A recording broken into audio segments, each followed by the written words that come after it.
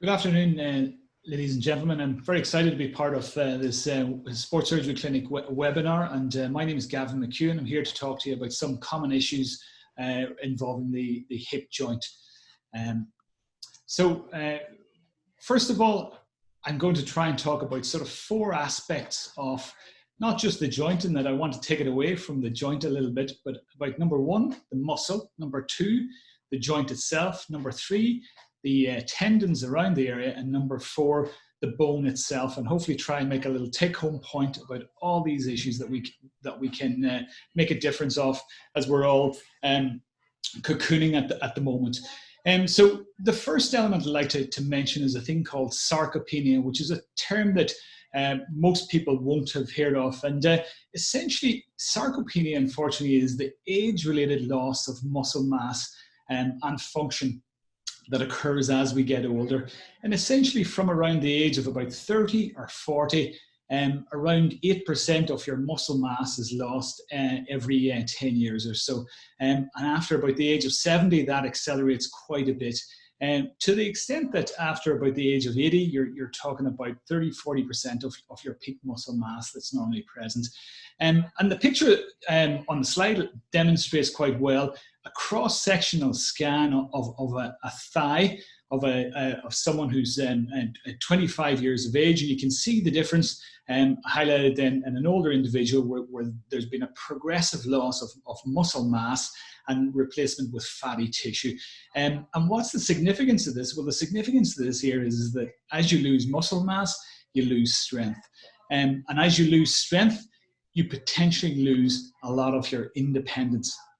And in this, the strength, the quads muscles, or your quadriceps muscles, are really the important anti-gravity muscle that allows individuals to stand up from a seated position. That's what determines how independent you are, essentially. And you can see that, and we know from multiple studies, which is quite remarkable really, that the strength in your quads determines really how long you stay independent. It's more important than associated issues such as mental health issues and the deterioration with Alzheimer's disease, with other comorbidities such as lung problems, cardiovascular problems. So it really boils down to how much muscle you have in the bank, essentially, for the future. And we know that if you're sick and you lose about 10 days in bed, you can lose potentially 50% of that muscle strength. And obviously then that impacts further then in the recovery process.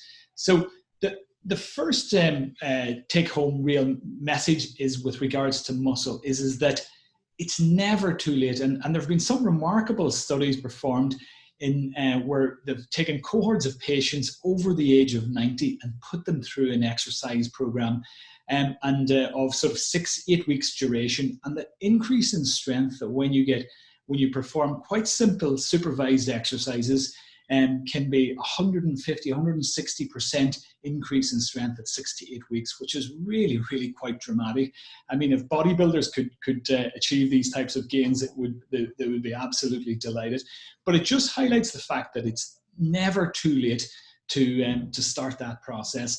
And as I said, whilst people are potentially cocooned at home throughout the current pandemic, very simple little exercises can be performed to, number one, to maintain your strength, and number two, to actually improve it. And these are simple little exercises that you can get a lot more information on from here in the sports surgery clinic, or indeed just even touching base with your own local physiotherapist, getting a video conference organized and getting a simple little program. And it really should only take 5 to 10 minutes in the day.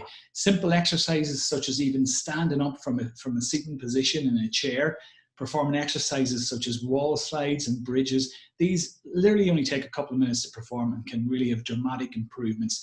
And I'll touch base about how this in future, or before the end of the talk, when I wind up, how that interrelates to really everything I'm going to talk about regarding the hip.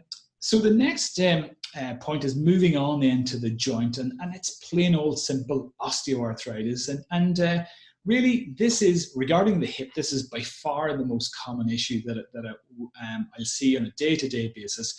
What is it? Well, essentially, as you get older, or wear and tear, as people often call it, you get that sort of pearly cartilage that you'll often see on the roast, that pearly white tissue, is progressively lost off the surface of the joint. How does it present? It normally presents with increasing pain, most commonly in the groin area, but it can be around the buttock or even over the side of the hip. And often that will really get down to the knee area itself. And in fact, quite often, not usually, people present with just pain in the knee predominantly, but in fact, the pain is coming from the hip. What other impairments do patients note? Things like difficulty with putting on and taking off their shoes and socks, cutting their toenails, difficulty getting in and out of a car, and night pain would be particularly common. And in fact, night pain would be one of the main determinants that will really push us towards considering something like a hip replacement, which I'll mention shortly. Difficulty walking would be the last main functional issue, and oftentimes people will notice that the distance progressively has dropped down from 5 miles to 3 to 2 to 1 and so on and so forth, to the extent that their normal day-to-day activities are being significantly impaired. And what tends to be the treatment for a hip replacement, and assuming that non-operative measures such as simple analgesia, some exercises that I've talked about, and potentially an injection or something like that there into the joint have failed and aren't working, well, then the solution is a hip replacement. And what I often say to people is that you can often pick a lot of worse things to get than a worn hip. Why? Well, because hip replacement is really the best operation that we do as orthopedic surgeons. And the overall survival of a hip replacement is around 96% at 10 years, which is pretty impressive. And that is increasing all the time as well. So our results are getting better and better. Essentially what it involves is removing the worn head and the worn socket and replacing both with the implant or a device similar to the one that you see in the picture. Hip replacements can be either cemented in place or they can be cementless, which is where the implant has a rough coating that allows the bone to grow onto the surface, and that's how the fixation is gained. And there are pros and cons to both of these that I won't go into too much detail, but either way, both can perform really, really well and really essentially from 1 to 2 days following the surgery can lead to really significant improvements in pain, to the extent that the majority of people are more or less symptom-free 6 weeks following their surgery. The next thing to mention then would be, again, something that I see quite commonly, and this is moving away now from the joint and onto the tendon, and it's an issue called trochanteric bursitis. And I use the term bursitis. What's a bursa? A bursa is a little bag that you can see in the picture that essentially acts like to reduce friction around the area of either a joint or a bony prominence. And essentially, it's two surfaces that are separated by a tiny drop of fluid to allow the very low friction movement. And around the greater trochanter is the bony prominence that you see there on the slide, and the trochanteric bursa overlies it. Now, anything bursitis, anything with an itis at the end of it essentially means inflammation. So if you've tonsillitis, it's inflammation in your tonsils. A bursitis is the same, it's inflammation in this bursa.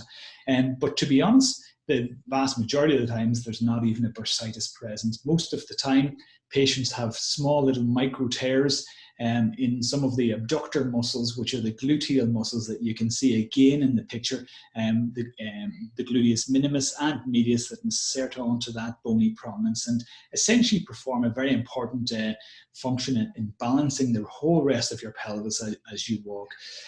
How do people present with the so-called bursitis, well, they tend to get pain out over the side of their hip. And this is something that is really, really common, and I see several times a week in the clinic. Quite often people describe that they have pain in bed at night time when they lie on the affected side. In fact, it often stops them from lying on that side. Sometimes it moves right down the outside of the thigh towards the knee or just below the knee. But it's not usually associated with any numbness. Numbness would be more likely to suggest a spinal cause for this, in that a sciatica type pain was the cause. When I mention problems with the back, however, it is worth noting that this is something that does seem to be exacerbated when patients have a lot of trouble with their lower back as well. And I think really one feeds off the other and can make the other worse.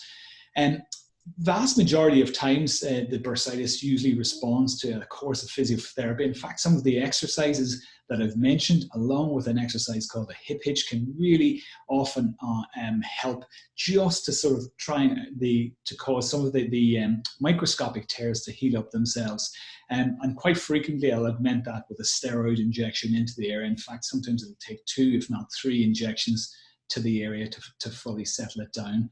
Rarely does it require surgical fixation. If there's a significant tear in the muscles and it's really not settling with injections, occasionally it will require surgery.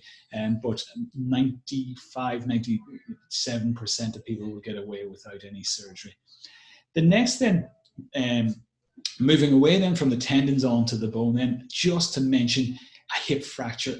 And again, you can see here on the X-ray, I'll just highlight. This is the right side as we're looking at the pelvis from the front. There's a fracture here, which will be an intertrochanteric fracture of the right hip. And this is, as we get older, it's often associated with a very, very simple fall just from standing height. And the key is that almost certainly it's pretty much synonymous with osteoporosis. What is osteoporosis? Osteoporosis is weak bones, essentially, and it's the loss of your bone mineral density. So the calcium essentially gets sucked right out of the bones, meaning that it loses the strength in its bony architecture, and that makes people more and more prone to developing fractures. And it's a little bit like that. As we get older, that we lose the muscle mass, we also lose our bone mineral density. And you can see there the striking figure for the mortality rate after a hip fracture. And this is something that over the last 30 years hasn't particularly improved, even though the surgery in terms of the fixing these fractures has significantly improved. We're still looking at approximately 1 in 4 people not being alive 1 year after their hip fracture, which is really quite striking and up there with the vast majority of cancers. And essentially this goes to highlight the importance of prevention. So how do we prevent hip fractures? Well, we deal with the osteoporosis. And one very, very simple way of dealing with the osteoporosis, aside from chemical from pharmacological means, is weight-bearing exercise. So again, this all ties into not only do we protect our muscles, not only do we protect our tendons and joints, we protect our bones themselves by performing weight-bearing exercise. And again, that can be something simple, just as getting up, getting out and walking, and performing simple little squatting exercises all helps to load the bone and increases bone mineral density again. And bone, like the muscle, does remodel and build itself.